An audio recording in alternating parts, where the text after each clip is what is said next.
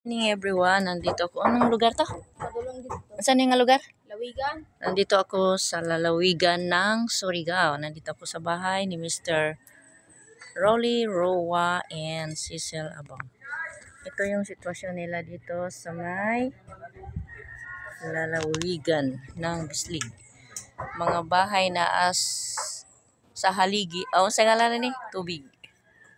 Ayan. Ang bahay nasa dagat. First time ko naka-ari og ing-ani nga sitwasyon nga bahay. Una-una natatakot ako. Ayun, may tulay-tulay sila. Ayun, yan ang bahay ni Mr. Rolly Roa. Ang ganda-ganda. Ang ganda ng bahay. Kahit tubig sa ilalim pero ang ganda sa loob. Cute nga bahay pero hanip kayo nga bahay. Ayan. Ayan si Mrs. Roa. Diba? Ang ganda ng bahay nila. Kahit tubig sa ilalim pero ang ganda. Ang ganda talaga. Ayun, dami-daming bahay. Dami-daming bahay. Natatakot ko baka mahulog pa ako dito. Hi mga kala. Good morning everyone. Nakarin na jud ko dinhi ug ari ko magpuyo diri dito tumoy. Ayun lang. May bahay na wala pang natapos. Kung gusto mo maligo, pwede. Kuha lang magtimba, magsalod og tubig. Tapos maligo. Diba? Ang ganda. Tapos kusog pang ulan. Dako ang dagat. Sudang dagat kay taob man. Mugamay ni siyang dagat kapag hunas.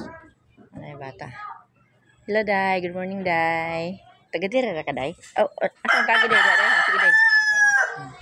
Ayan, ito na siya. Naglikot-ikot sa daanan. Asa ka siya paingon. Init ka itong isang balay. Bisag to sa lalong to sa likod. Pero na piso wifi. Sana. May piso wifi. Ito ang kalsada. Dito dapat ang kalsada. May 4 o 5. Okay. Balik na ko sa loob. Nakakatakot. Yan. Ang ganda ng bahay ni Rolly Roa. Kahit tubig sa ilalim pero ang ganda. Ang ganda talaga. Gusto ko talaga ang bahay niya. Yan ang bahay. Ito yung bahay ni Rolly Roa. Yan. Ang ganda-ganda talaga. Gusto ko talaga ang bahay niya sa totoo lang. Congrats Mr. Sir Rolly Roa and Rosel Abang. Bye. Okay, bye. Magkape na daw ako.